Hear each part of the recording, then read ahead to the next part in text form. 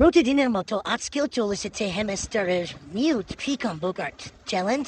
এই চ্যালেঞ্জটি আপনারা পূরণ করলে পেয়ে যাবেন 5 মিলিয়ন হেমস্টারের কম্বো কার্ডের কয়েন। সো চলুন দেরি না করে দেখা যাক আজকের হেমস্টারের কম্বো কার্ড তিনটি।